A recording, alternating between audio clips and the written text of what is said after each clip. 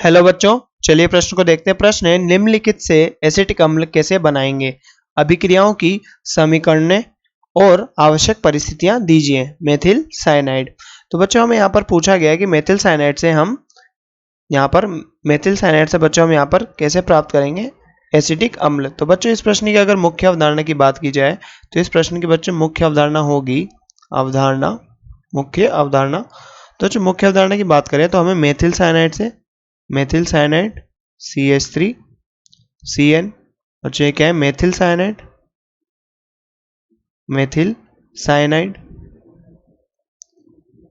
बच्चों methyl cyanide से हमें प्राप्त करना है यहाँ पर एसिटिक अम्ल CH3COOH एसिटिक अम्ल। तो बच्चों हमें यहाँ पर एसिटिक अम्ल प्राप्त करना है तो हम क्या करेंगे बच्चों, इसका अम्लीय माध्यम में HCl के अम्लीय माध्यम में बच्चों इसका जल अपघटन करा देंगे। अम्लीय माध्यम में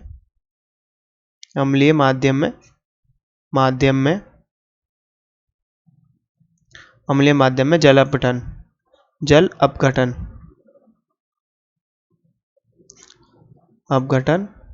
तो बच्चों अम्लीय माध्यम में हम इसका जल अपघटन करा देंगे। तो बच्चों इसकी रासायनिक समीकरण की बात करें तो यहाँ पर क्या होता है CH3CN। तो बच्चों जब ये अभिक्रिया करता है 3 H2O के अणु यहाँ पर उपयोग में आते हैं और बच्चों हमारे पास क्या बनता है एसिटिक अम्ल बनता है। एसिटिक अम्ल बच्चों क्या है एसिटिक अम्ल। तो बच्चों इसकी या क्रियाविधि की बात करें क्रियाविधि। तो बच्चों क्रियाविधि में क्या होता है, सबसे पहले CH3 और CN। बच्चों यहाँ पर 3 जल के अणुओं का उपयोग होता है। 3 जल के अणु, ये 3 जल के अणुओं बच्चों का यहाँ पर इसका उपयोग होता है। तो बच्चों यहाँ पर क्या होता है, यहाँ पर 1 नाइट्रोजन और 3 जल के अणु से एक हाइड्रोजन का निष्कासन होता है और यहाँ से अमोनिया निकलती है। बच्चों ये अमोनिया निकलती है, यहाँ से अमोनिया निष्कासित होती है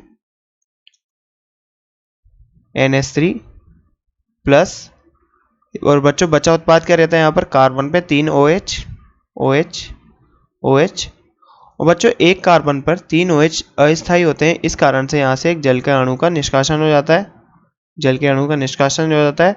और इस निष्कासन होने के कारण यहाँ पर बच्चों एसिटिक अम्ल बनता है COOH।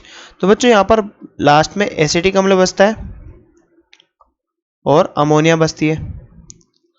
तो बच्चों हम अम्लीय माध्यम इसलिए डालते हैं ताकि हम अमोनिया को बैलेंस कर सकें।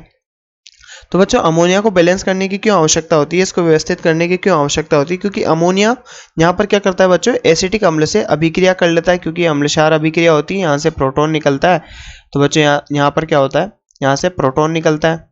अब प्रोटॉन जाएगा यहाँ अमोनिया के पास, क्योंकि यहाँ लोन पेयर है, और यहाँ अमोनियम आयन बना लेगा और अमोनियम आयन और यहाँ ऑक्सीजन में नेगेटिव होता है तो आपस में मिलकर ये बनाते हैं अमोनियम एसीटेट।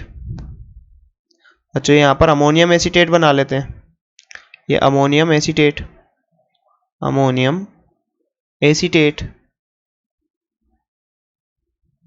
तो बच्चों यहाँ पर ये अमोनियम एसीटेट का निर्माण कर लेते हैं, इसलिए बच्चों हमें यहाँ पर अम्लीय माध्यम की रखने की आवश्यकता होती है। जैसे HCl से रख सकते हैं या फिर बच्चों H2SO4 से रख सकते हैं। तो बच्चों अम्लीय माध्यम रखने के कारण क्या होता है बच्चों, यहाँ से फिर से इसका प्रोटोनीकरण हो जाता है और हमें एसिटिक एसिड प्राप्त हो जाता है, एसिटिक अम्ल।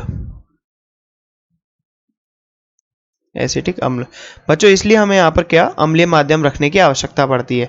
तो बच्चों प्रश्न में जैसा हमसे पूछा गया था कि मेथिल साइनाइड से आप एसिटिक अम्ल कैसे बनाएंगे, तो बच्चों हमने यहाँ पर देखा कि मेथिल साइनाइड से हम एसिटिक अम्ल उसका अम्लीय माध्यम में जल अपघटन कराने से प्राप्त कर सकते हैं और इसे अच्छे से समझा। तो आशा करते हैं बच्चों आपको प्रश्न समझ में आया होगा। धन्यवाद।